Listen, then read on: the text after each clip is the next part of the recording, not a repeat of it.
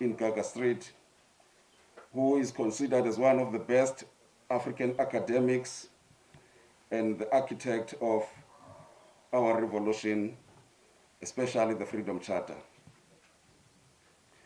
Besides that, Fort Hare is also in line to be declared the International Heritage Site by virtue of its history by UNESCO. Our place is also home to Nzikane, the Xhosa prophet. Many alumni of this iconic University of Fort Hare went on to play important leadership roles in their countries.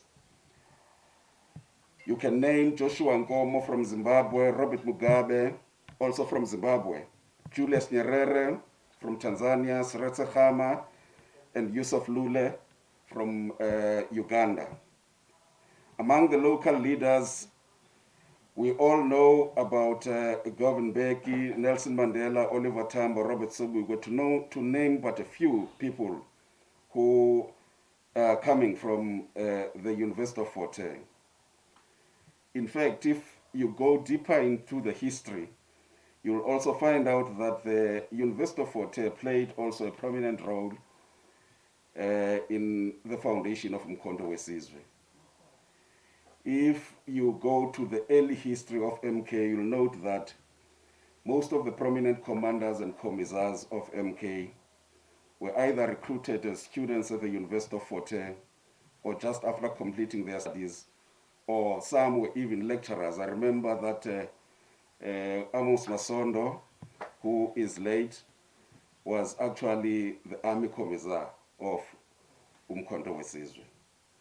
So the municipality has a very rich history. It is also having a collection of the liberation archives of this country. For instance, if you go to the University of Fort Hare, you'll have the archives of the ANC, you'll have the archives of the PAC, you'll have the archives of the Black Consciousness Movement, you'll have a huge collection of African writings.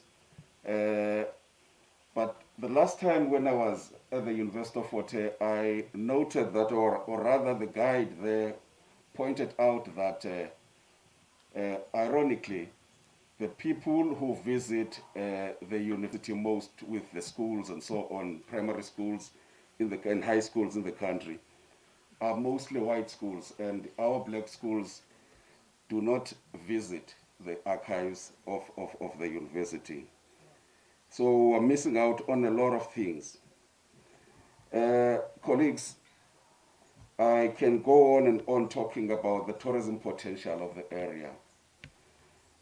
However, as the Premier pointed out earlier, the potential only as long as it is not being exploited.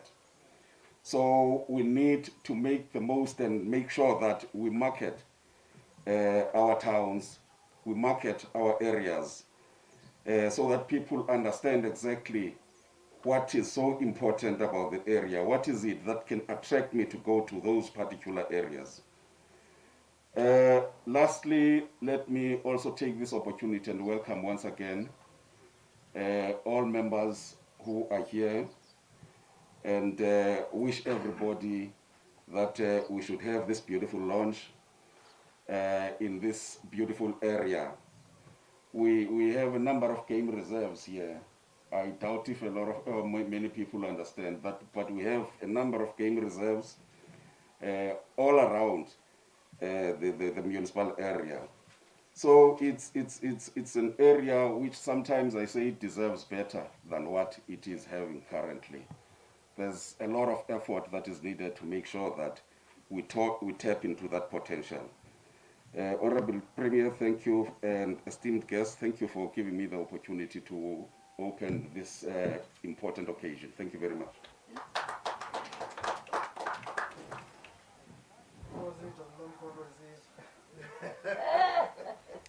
Thank you so much, Mayor Bandile Katela. That was great. And I want to also just congratulate everyone for putting this event together. I actually think you can give everyone a round of applause who did it, because I know there were some scrambles and there was a little bit of it was going to be a webinar and a Zoom, and then it was a little bit of this and a little bit of that, and I know some people didn't sleep for a few days, but it's amazing what can happen, and I think it's, we want to connect, and it's wonderful that we are connecting, and we can, even if it's from a little bit of a distance, but we are still connecting. So congratulations to everyone who pulled today together. And before I start to introduce the guest speakers, I just wanted to chat a little bit about the agony and the ecstasy of post-COVID tourism. I've been in tourism for many, many years through my father, who is the late Peter Miles, who was a fantastic person for those who had the opportunity to know him. When he was alive, I always used to stand up and say, one day his claim to fame is that I'm his daughter. But I'm afraid even though he's watching from up there, my claim to fame is still I'm his daughter. But I learned so much from him, and I think many of us did. But one of the realities of the agonies of what we've all been in, companies have closed, B&Bs and hotels have closed, and our tourism industry has actually been on its knees. And that's the agony.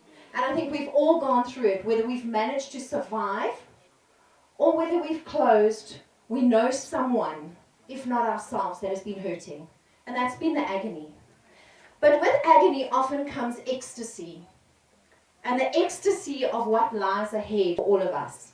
And that's now what we have to focus on. The ecstasy is the opportunity for change. The opportunities to innovate. New mindsets and ways of doing things. Not taking the tourists and their income for granted. And strategically planning the way forward. And if we can do that, and we can get that right, and I believe as our beautiful Eastern Cape province, we can do that, then we've got something. Then we have the ecstasy of it. And I absolutely love this little caption, Eastern Cape, always open. Whoever came up with that needs a medal. I think it's absolutely fantastic. We're always open, whether it's for communication, whether it's for kindness, whether it's for visitors, whatever it is, we're always open. And that was just something I just wanted to just bring to everyone's attention.